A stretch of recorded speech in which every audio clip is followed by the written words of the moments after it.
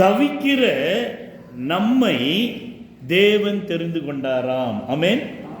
தேவன் தெரிந்து கொண்டவர்கள் என்று சொல்லுகிறார். தேவனுடைய பிள்ளைகளே, தேவன் எந்த சூழ்நிலையிலே ஒருவரை தெரிந்து கொள்ளுகிறார் என்று நாம் வேதத்தில் வாசிக்கின்ற வழியிலே எபேசியருக்கு நிருபம் 1 அதிகாரம் 4 வாசிக்கின்ற வழியிலே before the foundation of the world I chosen you என்று வாசிக்கிறோம். இந்த உலகம் உருவாவதற்கு முன்பதாகவே தேவன் நம்மை தெரிந்து கொண்டிருக்கிறார் என்று சொல்லி வாசிக்கிறோம்.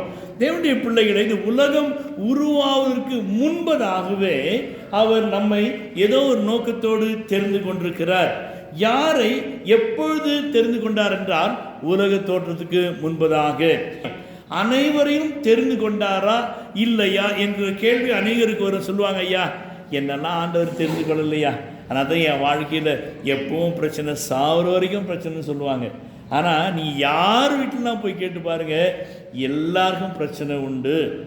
ஆனால் தேவனுடைய பிள்ளைகளே, நாம் அவரை தெரிந்து கொள்ளவில்லை. அதான் முக்கியமான ஒரு காரியம். பிரச்சனைகள், போராட்டங்கள், வியாதிகள் என்று நம்முடைய சூழ்நிலைகளையே நாம் பார்த்து கொண்டிருக்கிறபடினாலே தேவனுடைய தெரிந்து கொள்ளுதலை நாம் அலட்சியம் பண்ணுகிறோம்.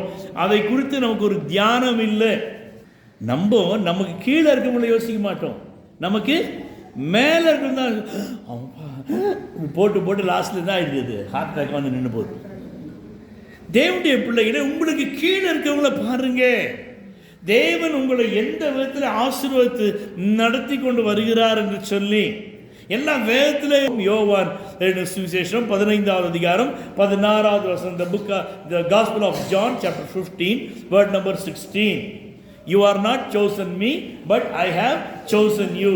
நீங்கள் என்னை தெரிந்து கொள்ளவில்லை, நான் உங்களை தெரிந்து கொண்டேன். தேவனுடைய பிள்ளைகளே, கர்த்தர் நம்மை தெரிந்து கொண்டவராய் இருக்கிறார்.